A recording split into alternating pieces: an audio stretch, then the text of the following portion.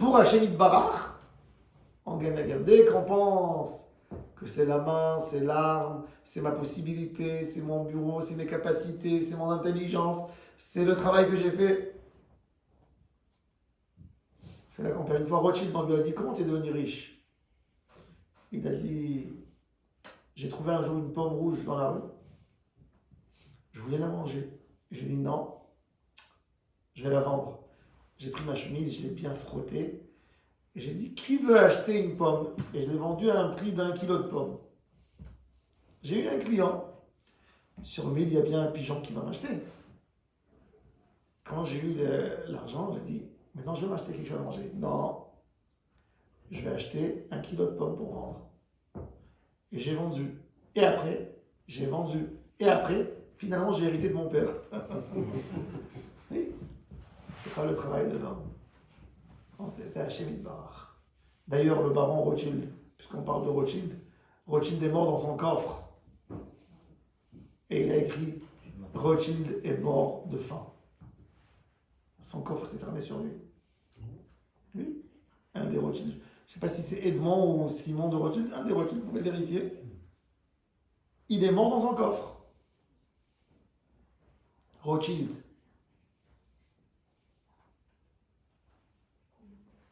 Hachem Yitbarach, il nous demande la Emouna. Et maintenant, Yaakov Avinu, il a tout compris. Il a tout compris que c'était un combat pour vérifier sa Emouna. Alors il dit à l'ange, maintenant j'ai compris c'est quoi la Emouna, je te lâche plus. Je suis plus fort que toi. Avant, je me suis sauvé de toi parce que j'avais peur de mon frère Esav. Maintenant, c'est moi qui vais te faire tomber. Et là, il dit, ça y est. Tu es le Sar, ça y est. Et c'est pour ça que quel nom il va donner à Yaakov?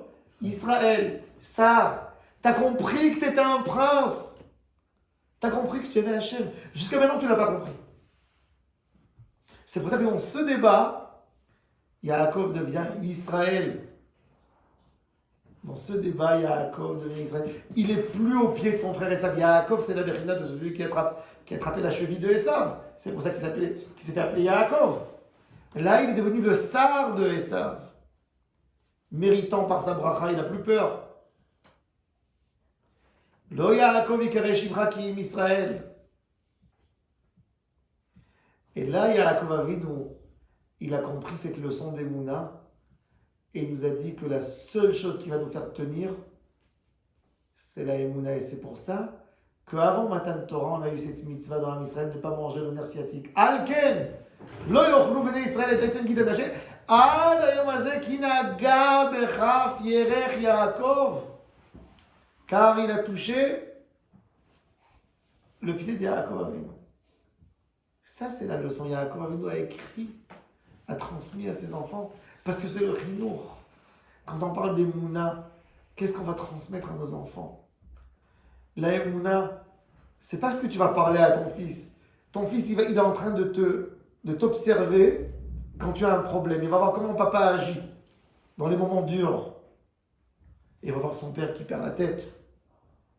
Alors, qu'est-ce que tu vas transmettre à ton fils? Que quand lui va arriver dans le même problème, lui aussi va perdre sa tête.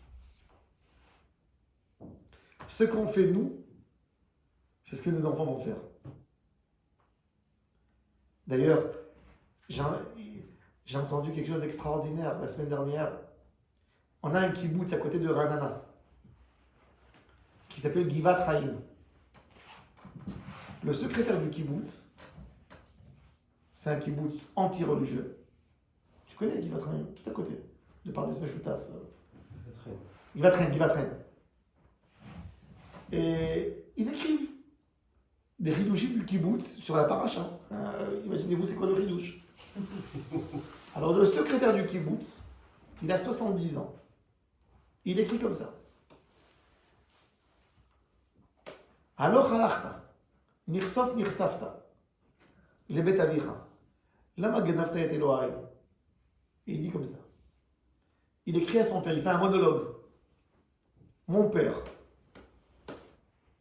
tu n'étais pas religieux, mais tu as quitté la Russie pour venir en Eretz Israël. Mais quand tu as quitté la Russie pour venir en Eretz Israël, qu'est-ce qui t'a amené en Eretz Israël? Puisque tu n'étais pas pratiquant. dans ton fin fond à toi, oui, tu étais pratiquant.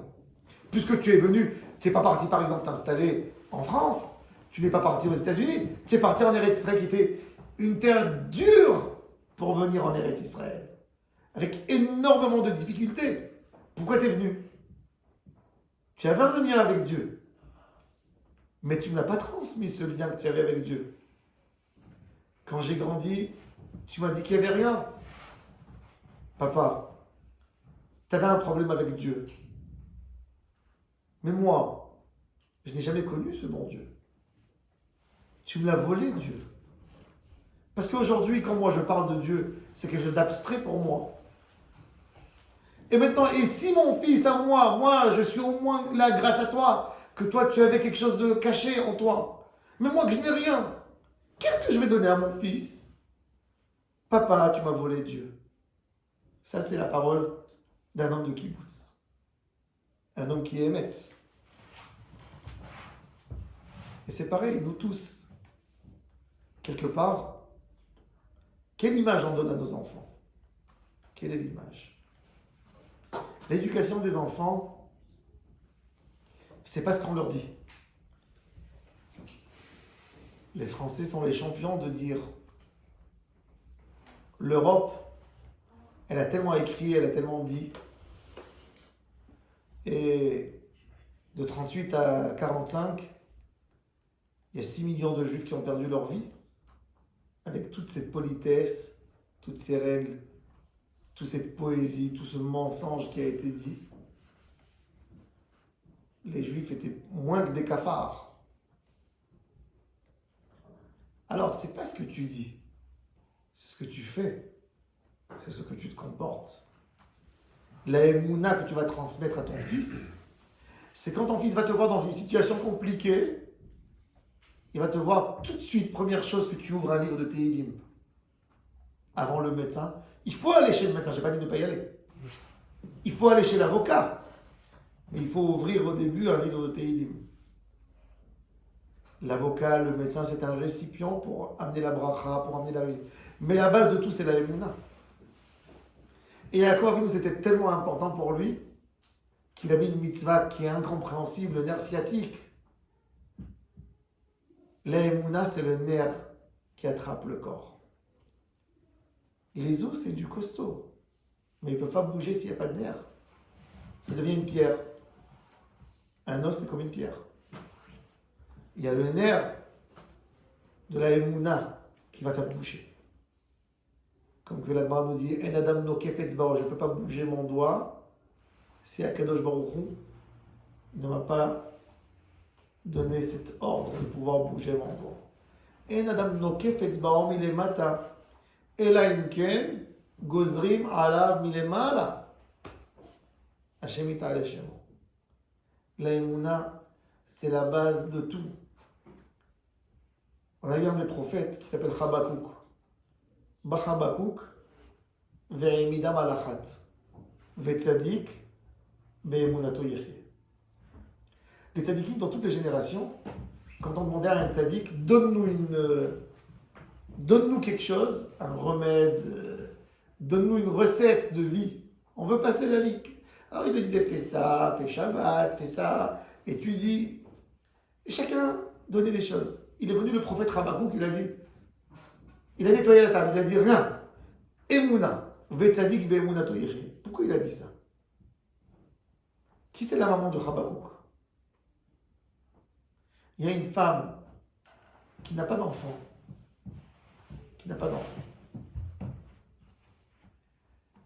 Et le prophète Elisha, qui vient chez elle à la maison, elle lui prépare une chambre avec un lit. Elle voit qu'il reste, donc elle va lui acheter une lampe pour qu'il puisse étudier. Et un jour, Elisha lui demande, ma fille, qu'est-ce que tu veux que je te donne? Elle lui dit, je veux un enfant. Il lui dit, comme Sarah Imenou, l'année prochaine, tu as un enfant. Elle lui dit, ne te moque pas de ta servante. Il dit, si, l'année prochaine, tu as un enfant. Et l'année prochaine, elle a un enfant. Et cet enfant qui grandit, un jour, il sort dans les champs avec son père. Le père fait la récolte. Et l'enfant, il dit à son père, il a pris un coup de chaleur. Papa, j'ai mal à la tête. Et tout d'un coup, l'enfant devant son père, il tombe par terre et il meurt. Le père malheureux qui prend son fils, tout de suite au secours, et il crie, il dit à la mère, on a perdu l'enfant. Et la mère qui prend l'enfant, qui le met sur un âne, et qui va chez le prophète Elisha. Elle tape à la porte, elle hurle. Il envoie au début, Gehazi, il va le faire. Non, si ça ne marche pas, Gehazi, il a mal fait. Il y a Elisha qui vient, qui réanime l'enfant. Et pour la faire courte, il refait vivre. Elisha, même Eliyahu Navi, a fait. Qui c'est cet enfant? C'est le prophète Habakkuk. Le prophète Habakkuk, il dit, je suis vivant, je suis là, grâce à la Emouna. C'est moi qui va vous enseigner. Il y a une chose qui compte. Emouna. Emouna, Emouna, Emouna. C'est ça ce qu'on a besoin de transmettre à nos enfants. On parle de Hanouka.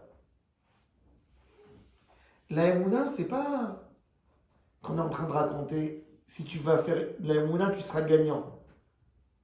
On promet rien avec la Emouna.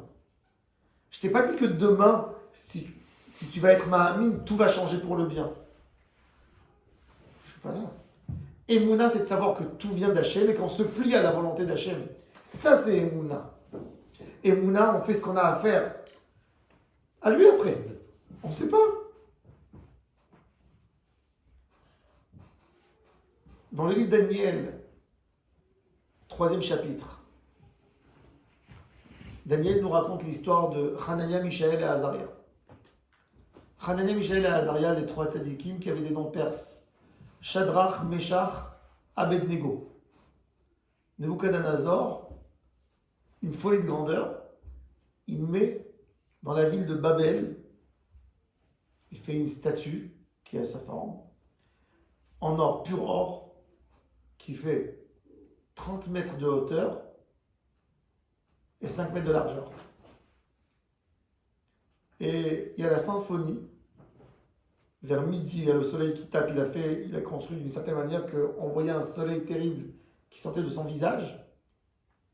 Et tout le monde doit se prosterner. Et il y a 3 fonctionnaires d'État qui ne se prosternent pas. Shadrach, Meshach, Abednego. Hanania, Mishaël et Azaria. On vient raconter au roi. Tous les juifs sont prosternés. D'ailleurs, même Mordechai Yehudi. Et il leur dit, c'est pas normal. Il dit, écoutez, si vous ne vous prosternez pas, je vous mets dans le feu. Et tout le monde, vous êtes obligés de venir vous prosterner. Ils vont voir Daniel. Et ils lui disent, Abraham a été jeté dans le four, dans le feu, et Dieu l'a sauvé de Nimrod. Nebuchadnezzar va nous jeter dans le feu. Demande à Dieu qu'est-ce qu'il va faire de nous. Daniel qui demande à Dieu, qu'est-ce qu'ils vont faire Hanania, Mishaël et Azaria. Et Dieu lui dit, ils vont devenir de la cendre. Très simple. Quand on jette quelqu'un dans le feu, il devient de la cendre. Daniel qui pleure, 3 beaux gosses. Ils vont devenir... Il leur dit, sauvez-vous. N'assistez pas. N'allez pas provoquer Nebuchadnezzar. Et lui, ils disent, non, tu n'as rien compris. On n'est pas venu pour te demander est-ce qu'on va brûler ou on va pas brûler. On va pour demander est-ce qu'il faut se séparer de la famille, et c'est tout. Mais on a l'intention de se faire brûler pour Hachem. Toi, Israël, a oublié c'est qui Dieu. On va le rappeler. Et Daniel qui pleure à chaudes larmes, il les embrasse et ils sortent, fiers de chez lui. Et Akadosh Baruch Hu qui se dévoile à Daniel, il lui dit Daniel, arrête de pleurer. Bien sûr que je vais les sauver. Mais je voulais voir à quel point. Et le lendemain, ils sont jetés dans le feu. Et Nebuchadnezzar et tout le monde voit. Quand ils les ont jetés, ils les ont attachés avec des ficelles. Le feu était tellement puissant que quand ils étaient en l'air, les cordes, les ficelles ont brûlé sur leurs mains. Tellement c'était chaud. 1200, 1300, c'était pour faire des briques. Une chaleur terrible. Et Nebuchadnezzar qui voit dans le feu 4 personnes. Et le 4e, Damé les Barélaï, il ressemble à un ange, à un fils de Dieu. Et il leur dit, il leur crie, Shadrach, c'est toi? Oui, majesté. Méchar, c'est toi? Abednego. C'est qui le quatrième? Gabriel, l'ange. Sortez, les serviteurs de Dieu. Et quand ils sortent, il prend le rabbi, il veut sentir le feu.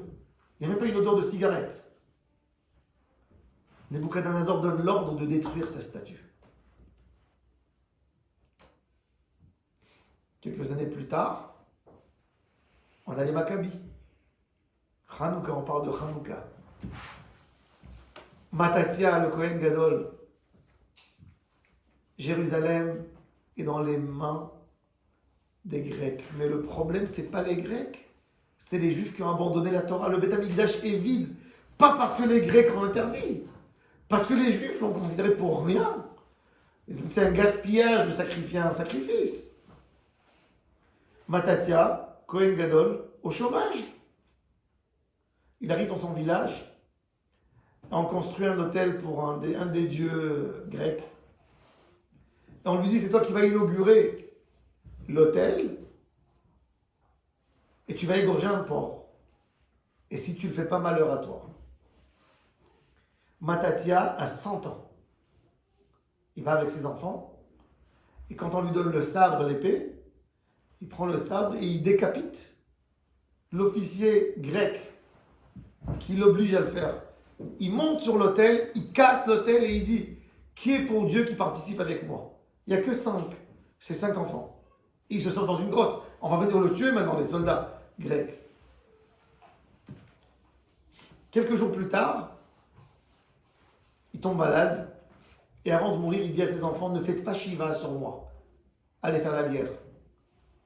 Vous devez vous tuer pour Hachem. Et ils font la guerre, et on la connaît. On est là grâce à cette guerre. Grâce à cette guerre, le peuple d'Israël est là. On va allumer les bougies de Hanouka grâce à cette guerre. La Emouna, tu ne sais jamais le résultat.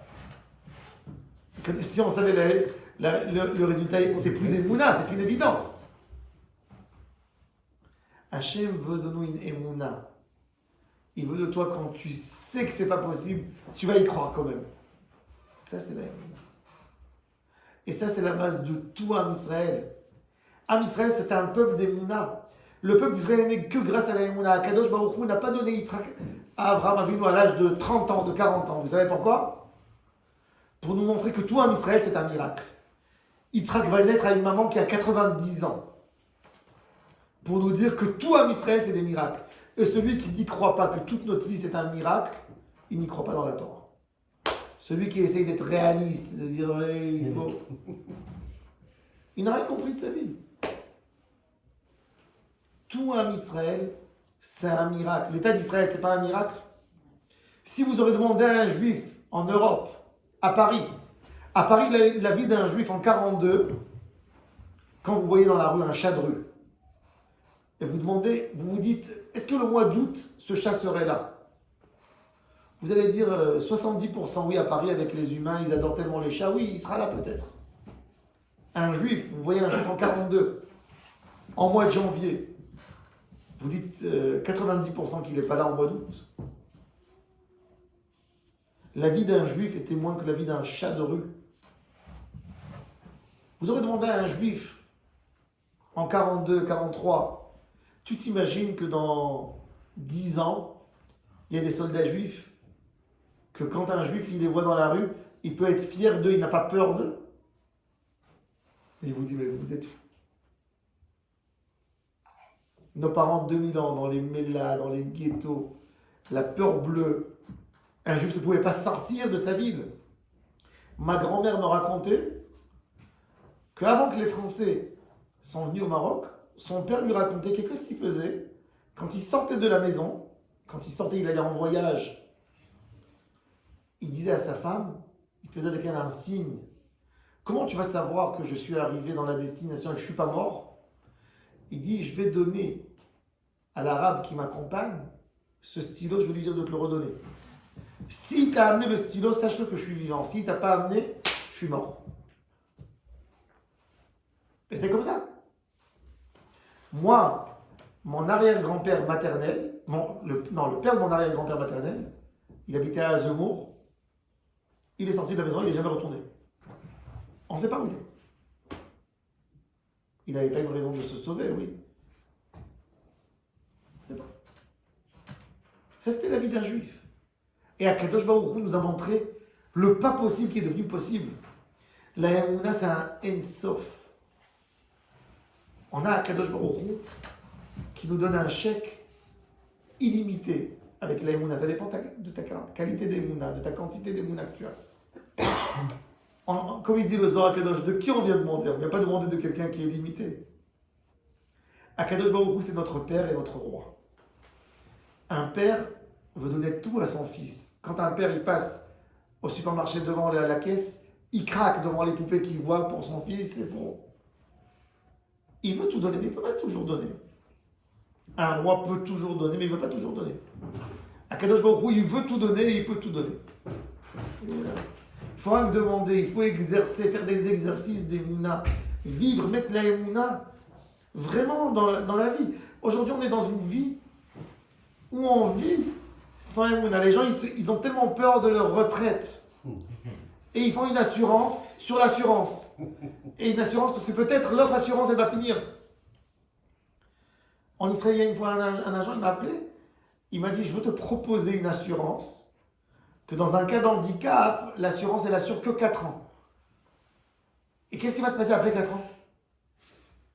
Je lui ai dit, je vais t'assurer que je n'ai pas d'assurance. Donc c'est même pas la peine de parler.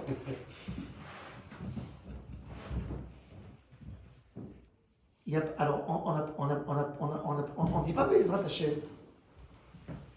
Bezrat Hashem, j'aurai de quoi manger dans ma vieillesse avec Hashem. Non, Bezrat ma retraite. Elle est où là? Alors on vit dans un monde. Et ça c'est l'obscurité de la galoute qui se renforce de plus en plus, parce que la Touma, avant de perdre son appui sur nous, sur Am Israël, c'est comme une lumière, une bougie avant de s'éteindre, elle fait des étincelles. Elle fait un effet. Elle essaye d'éteindre la lumière de la Emouna dans Am Israël, et nous on a besoin de renforcer la Emouna. Rabbi Nathan de Breslev dit que la mitzvah de Hanouka, c'est d'allumer les bougies bas, minadin, celui qui veut faire d'après la halacha, c'est entre 24 cm et 80 cm, entre 3 téparim, 3 points, si le point il fait 8 cm, donc c'est 24 cm, entre 24 et 80 cm. La hauteur d'une table, une table moyenne c'est 75 cm, si vous prenez aussi la hauteur, si vous prenez une petite, des petites bougies, donc c'est ça, c'est 80 cm. Alors il pose la question à Rabbi Nathan, mais ça passe à l'inaperçu. Ça passe à l'inaperçu. Tu la vois pas. Tu la vois pas. Il dit non. La Emouna, c'est de descendre plus bas. Akadosh Baruch Hu, il est descendu, il a intervenu quand Am Israël, on pensait qu'il n'allait rien rester. Il y avait 5 religieux dans Am Israël. Matatia et ses 5 enfants. Matatia est mort. Et ces 5 ont emmené la victoire. On fait faire Teshuvah à toi, Israël. Si vous voyez tous les noms, même dans Pirkei Avot, vous voyez Orkenos, tous les tous les noms des Onkelos, Sumkos, des noms grecs. La Netilat Yadayim, c'est un mot grec, vous savez. Le mot Netila. Netila vient, le Rashbet dit que ça vient de la racine de Antal. Antal, c'était un récipient grec qui avait une mesure de révite, qu'on se lavait les mains toujours avec. C'était un truc d'hygiène. La culture grecque était là pour avaler le monde entier.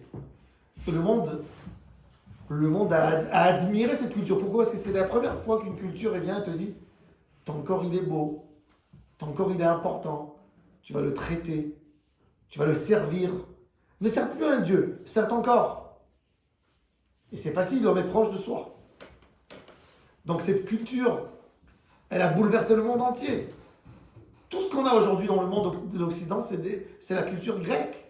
Toutes les notions de beauté, c'est Aristote, la construction, la pensée, la manière du commerce, etc. Et quand ils sont venus, ils ont vu qu'il y avait un peuple de Am Israël qui étaient là pour lutter contre, pour dire non, c'est pas ton corps, c'est Hachem. Ils ont voulu nous casser la transmission, nous casser la émouna qu'il y avait en nous. Et là, on va renforcer, on va allumer, on va continuer à jurer, on va prendre, eux, dans le sport, ils prennent une torche, et nous, on va prendre la bougie de Hanouka, et on va la transmettre à nos enfants. Pas aux sportifs, à nos enfants, vous allez continuer à éclairer. Vous allez amener la lumière de la Torah à vos enfants, à vos descendants, la lumière de la Emouna. C'est qu'avec ça qu'on vit, et c'est qu'avec ça qu'on va vivre. Et encore une fois, je tiens à remercier Julien et son épouse et tout le monde pour venir dans le Shiur Torah, de se renforcer ensemble. Chacun des Juifs, c'est un ambassadeur d'Akadosh Baruch Hu. Et on a besoin, chacun de nous a un rôle d'allumer et d'éclairer. Que Bezrat Hashem, chacun de nous, fasse son rôle comme il se doit, comme il faut. Et on allume la Torah, on la fait rentrer dans les coins les plus obscurs. On ne sait jamais, on peut rapprocher des gens. On ne peut pas s'imaginer qu'est-ce qu'on peut faire. Avec une phrase de Torah qui a été dite, on rencontre quelqu'un, parler avec chaque juif qu'on voit des Mouna, et Mouna Vachem. Et avec ça, Bezrat Hashem Niske, à une Géoula rapidement. Amen. Et que ce shiur soit pour la guérison rapide de Tinok Ben Shoshana, que Hashem lui envoie une réfoua. Amen.